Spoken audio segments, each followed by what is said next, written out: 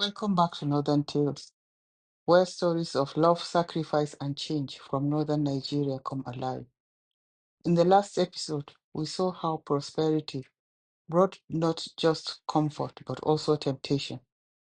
Don't forget to like, share, and subscribe to Northern Tales. And if you have not watched the earlier parts, go back and catch up because every detail matters in this journey. Let's continue.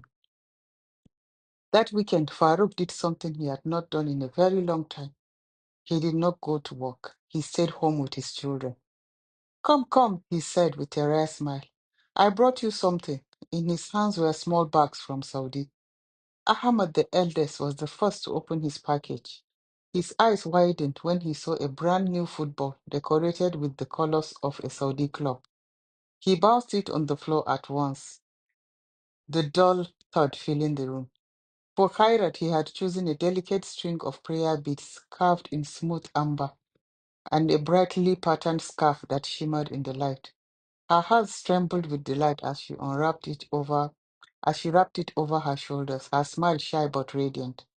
The younger boy squealed over a shiny remote control car, and little Gogo hugged her new talking doll so tightly it squeezed. The room filled with laughter, chatter, and the sound of children competing to show their father who could dribble the football better or whose toy is louder. Farouk sat back on the carpet, his kaftan flowing around him, watching them with a quiet joy he had almost forgotten he was capable of feeling. When the younger two began to quarrel fiercely over whose turn it was to control the car, Farouk leaned forward, his voice calm but firm. Enough, he said gently, prying the toy from their little hands. You will share 10 minutes each. Do you hear me? His eyes softened as he looked at them, and they nodded reluctantly, still pouting.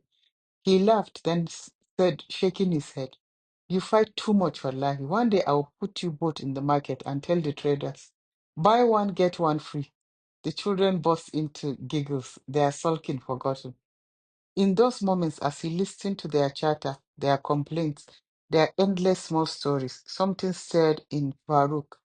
He realized with a pang of guilt how little of their lives he had been part of. His days had been swallowed by travels and the endless chase for wealth. He had not seen the small changes, the way Ahmad's voice was beginning to deepen, the way Gogo now carried herself like a little woman, the stubborn streak of the younger ones.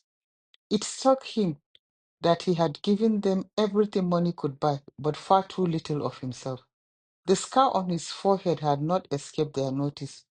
Gogo, always the observant one, touched her scarf nervously as she leaned closer. Baba, what happened? She asked in a small voice.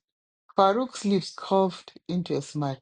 Ah, that scar. He tapped it lightly with mock seriousness. I fought a lioness before I traveled. You should have seen her. Big teeth, long claws. She tried to take your present. He widened his eyes theatrically, but I won. The children gasped, then erupted in laughter, some rolling on the carpet, others clapping their hands. Baba fought a lioness, they cried. Gogo still eyed him with suspicion, but when he winked at her, she smiled too, relief softening her features. Through it all, Mero drifted in and out of his section of the house. Sometimes she lingered at the doorway. Sometimes she stepped in with a hopeful look as though she wanted to say something to bridge the silence that has stretched between them. But each time Farouk pretended not to see her. His eyes remained fixed on the children, his laughter reserved only for them. He listened intently to Ahmad's stories about school, to Gogo's shy questions, even to the endless bickering of the younger ones, but not a single word to Miro. She tried again and again, her voice soft, her hands ringing in front of her, but he ignored her presence as though she was only a shadow in the edge of the room. That evening, long after the children had gone to bed with their new treasures clutched in their hands, Farouk sat alone in his section, the guilt of lost years heavy on him. He could not yet face Mero, but his heart, he knew the reckoning between them was drawing closer. When the younger children were in bed, Ahmed came back. He sat close to his father, fiddling with his football in his lap, his brows drawn together. For a long moment, he said nothing, only glanced at the scar on Farouk's forehead, then back on the ground. Finally, he shifted closer and lowered his voice to a whisper. Baba, did Mama really enjoy you?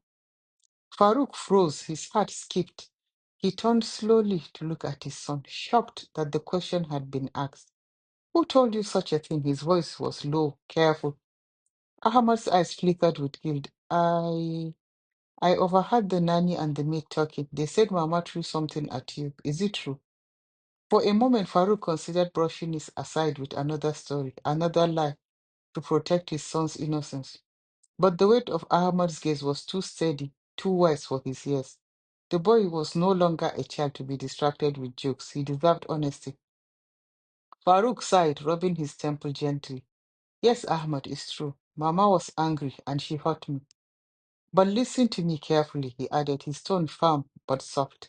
Adults argue sometimes. They say things, they do things they regret. It does not mean they do not love their family. It does not mean everything is broken. Ahmad's shoulders eased slightly, but his eyes still clouded with worry. But, Baba, it was bad. I saw the blood. Farouk placed a hand on his son's back, pulling him closer. Yes, it was bad, but it is not your burden, Ahmed. You are still young. All you must know is that when adults quarrel, it is not the children's fault. Do you understand? Ahmed nodded slowly, his grip tightening around the football. I understand. Farouk kissed the top of his head, his own chest tightening with guilt and sorrow. You are a good boy, stronger than you know. But promise me, don't listen to servants' whispers again. Whatever happens in this family, you will hear it from me, not from gossip. Yes, Baba, Ahmed murmured, resting against his father for a moment before slipping away to his room. Left alone in the dim light, Farouk sat in silence, the echo of his son's question heavy in his mind. It was one thing for him to wrestle with Miro's betrayal, but now the cracks had reached his children, and that, more than anything, filled him with a dread he could not shake. That night, when the house had grown quiet, Farouk sat alone in his section. The lamp at his side cast a pale circle of light over the room, leaving the corners of the room heavy with shadow. He sat still for a long time, gathering his thoughts, then sent for Mero. She entered hesitantly, her face drawn with worry, her scarf hastily draped over her shoulders. For days she had tried to speak to him, to bridge the silence, but now that he had summoned her, her courage faltered. Baruch did not invite her to sit. Instead, he spoke with a low, steady voice, almost unnervingly calm. Mero, he began, I called you tonight because there are things that must be said. We cannot continue in this storm without direction. I am grateful for what we shared in the past, for the love that brought us together, for the life we built from nothing. You stood by me once, and for that I will always respect you. But today, his eyes lifted to hers, sharp and unflinching. Today we live by different values. You chase shadows of society while I seek peace. What once united us now divides us. Nero's lips trembled, but she said nothing. Farouk's voice hardened. Listen well. I will not divorce you, and I will not drive you from this house. This is your home, as it is mine. But from this night, things will not remain the way they were. He leaned forward, his gaze heavy with finality. First, your life is your own. Whatever circles you wish to keep, whatever gatherings you wish to attend, I will not interfere. But do not bring poison into this house again. If any friend dares step through those doors to sow discord, she will leave humiliated as the last one did. Mero lowered her eyes, shame burning her cheeks. Second, he continued, his voice low but cutting. Our children are off limits. Their hearts will not be the battleground for your anger or my pride. They will see love from you and discipline from me. Nothing more, nothing less. He paused, letting the words sink in before delivering the final blow. Third, between us there will be no pretense. I will no longer measure my worth by how much money you demand, nor will you measure my love by what I buy. From now on, I give what I choose to give, not what I am forced to. and you must learn to live with that. The silence that followed was thick, broken only by the faint ticking of the clock on the wall. Miro finally looked up, her eyes wide, searching his face for softness. But Farouk, she whispered, her voice cracking, what are you saying? That we live like strangers under the same roof? Farouk exhaled, long and heavy, the weight of yes pressed into the sound. Not strangers, Meru, but not the same husband and wife we once were. Think of it as new rules. Rules that will hold us both accountable. I will give you your freedom, and you will give me my peace. Peace. Perhaps one day, if Allah wills, respect may return where love has been lost. Her breath caught her chest. Her breath caught her chest rising and falling as though the walls had struck her like blows. She wanted to protest, to scream, to plead, but his calm left no room for quarrel. When she finally found her voice, it was small, almost broken. And what of us, Farouk? What of the marriage we promised would last a lifetime? Farouk stood, his tall frame casting a shadow across the room. He looked at her with eyes that held no malice, only a weary resolve. What remains, Mero, is choice. You may choose to heal what is broken, or you may choose to live as you please. But know this, our children would not suffer, and I will not be dragged into your battles again. That is finished. He turned away then, dismissing her with the finality of his silence. Mero stood rooted on the spot, her hands trembling, her heart torn between defiance and despair. For the first time in their marriage, she saw clearly. Farouk had not cast her out, but neither had he kept her close.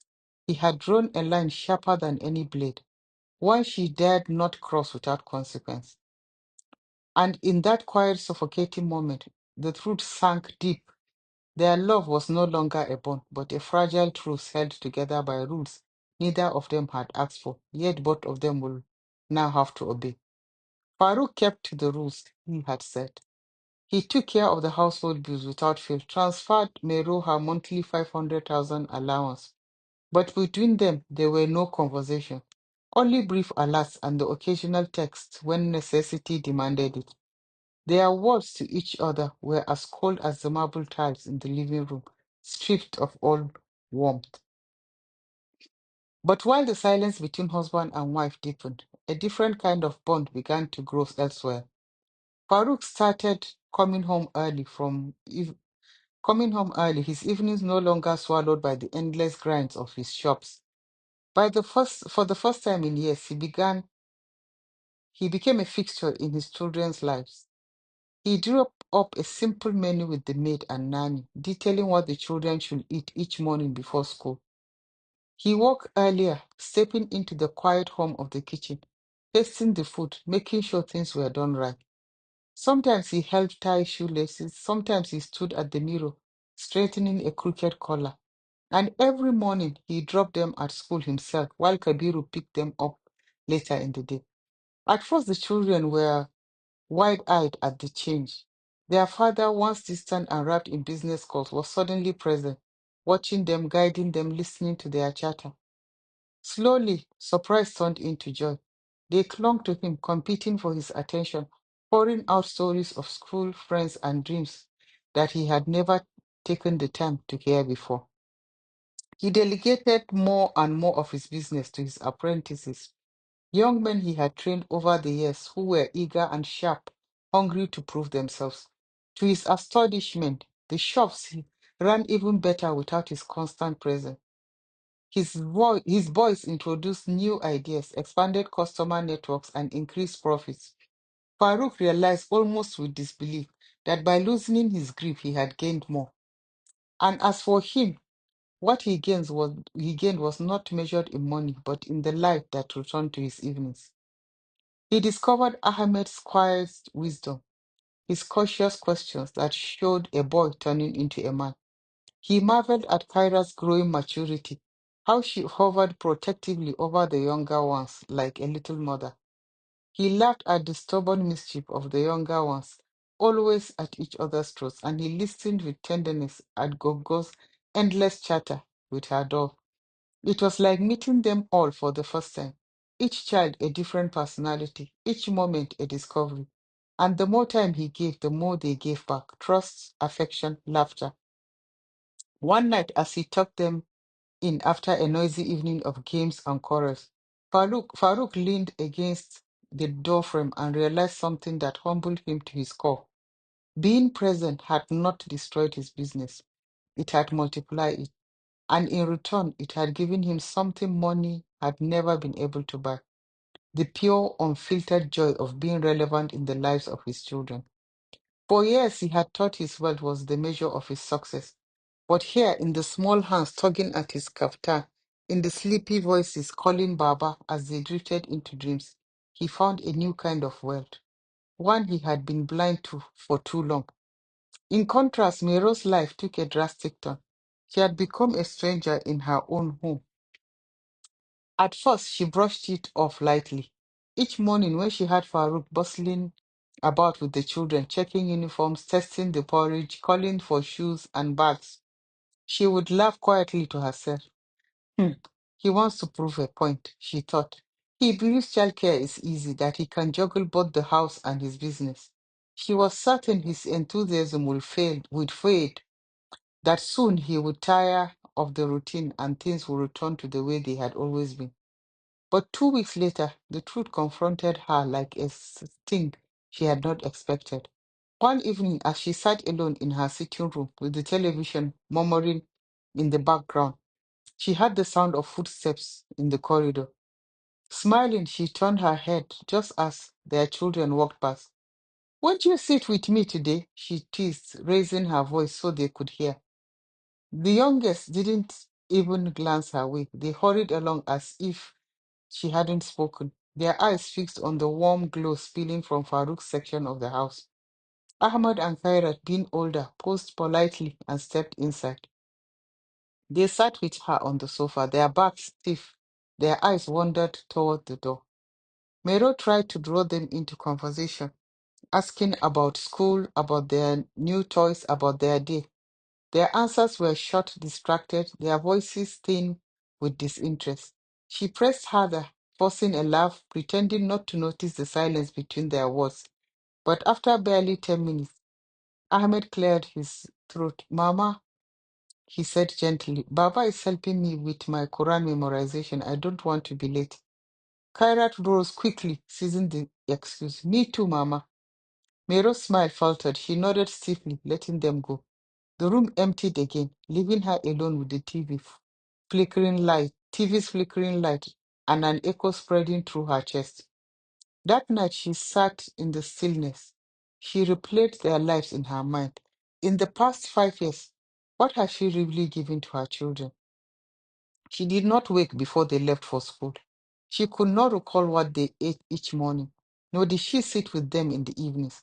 More often than not, when they came home with their school bags heavy on their shoulders, she was absent, drifting from one social event to another, her evenings filled with ceremonies, meetings, and the glitter of gatherings. Her mind went back to the last time Gogo had fallen sick. She remembered now with painful clarity how it was the nanny and driver who had rushed the girl to the hospital because she, Mero, had been seated on a high table as chairperson at a naming ceremony. He had laughed and posed for pictures that day, her daughter pale and coughing somewhere across the city. One by one, the memories fell like stones, heavy and unrelenting. She saw her life for what it was: hollow, glimmering on the outside, empty within. And she realized with a jolt that her children had slipped away from her. Their little hearts no longer tethered to hers. Her thoughts wandered to Farouk. For all his flaws, all the distance his travels once created, he had never lost his place in the children's world. Whenever he returned home, he was present. He listened, he played, he disciplined, he prayed with them. Now, with his renewed resolve, that presence had only deepened, and she had no place left in it. Mero's breath caught in her chest, tightening. She pressed her hands to her face and muttered almost in disbelief, "Where Allah? What have I done?" The words echoed in the quiet room unanswered, heavy with regret. The next morning, the next morning dawned with unusual sounds. For the first time in years, Mero rose before the sun, determined to reclaim what she felt was slipping from her hands. She tied her wrapper tightly around her waist and marched into the kitchen, startling the maid and nanny who usually managed the morning rush. Leave it, she said sharply, waving them away. Today I will make breakfast myself. The women exchanged nervous glances but obeyed, stepping aside as Mero began to clatter pots and whisk eggs with an unfamiliar urgency. When the children woke and gathered in the dining area, the air was thick with expectation. Plates were set before them, eggs, bread, steaming mugs of Milo. For a moment, Mero felt triumphant.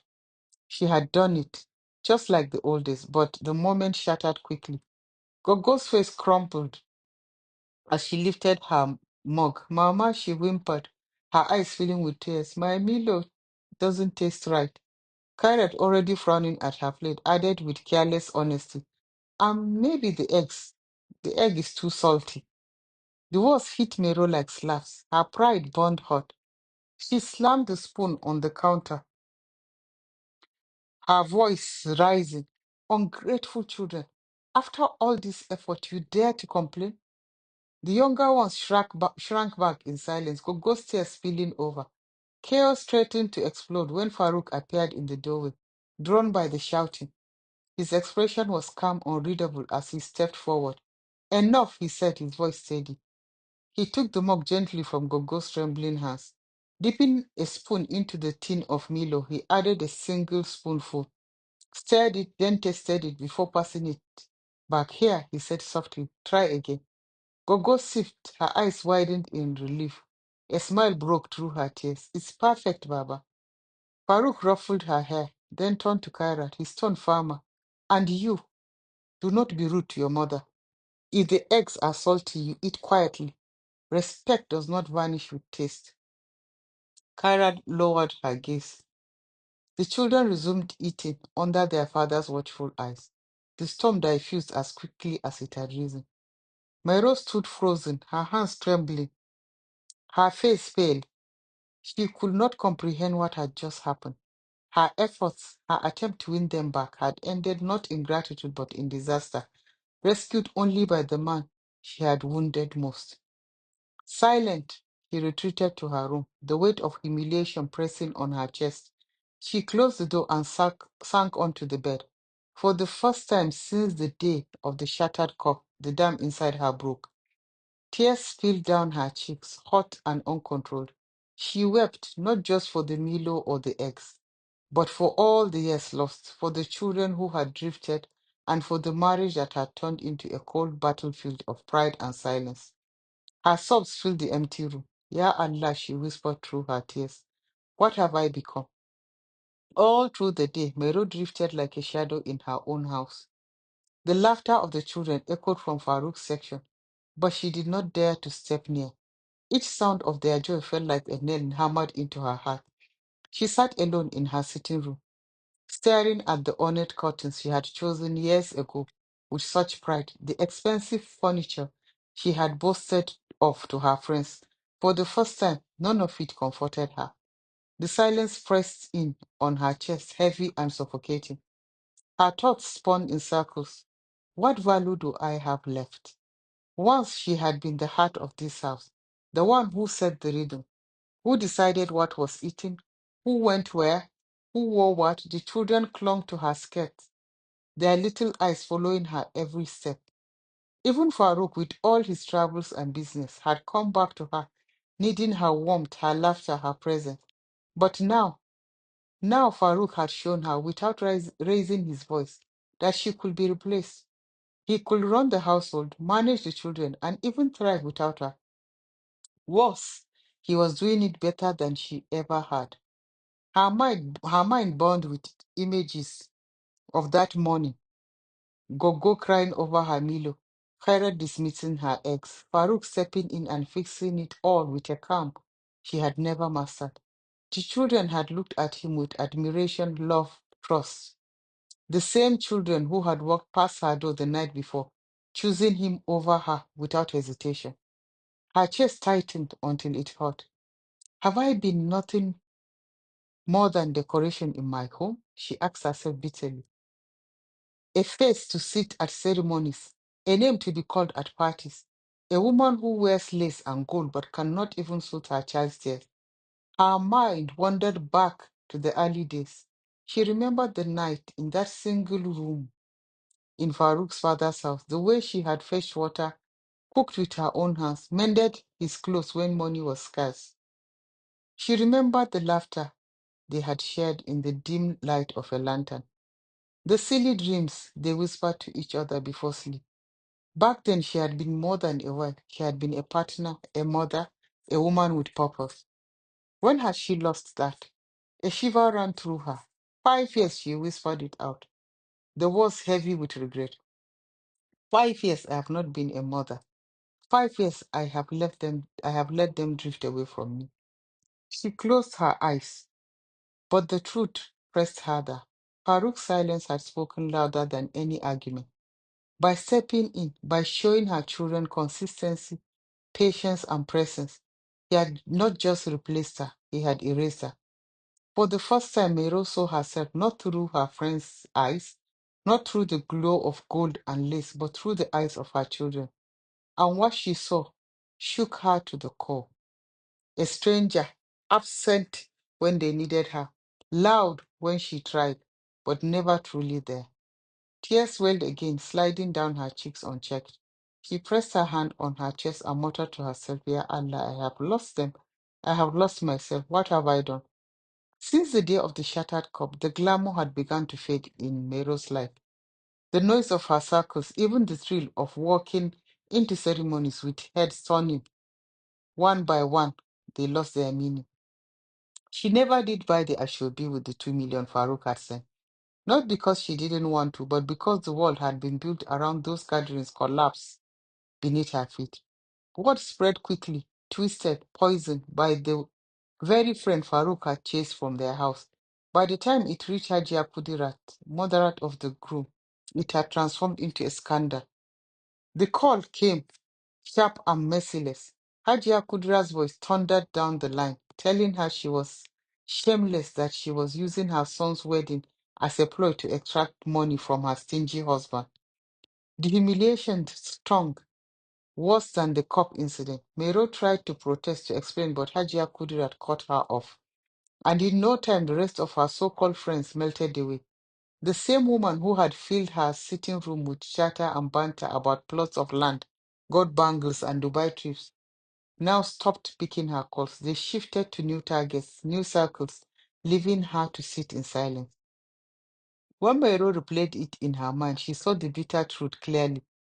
The women who had drawn her into that world were just like her, clinging to their husband's wealth, parading their lace and cars, but owning nothing of their own.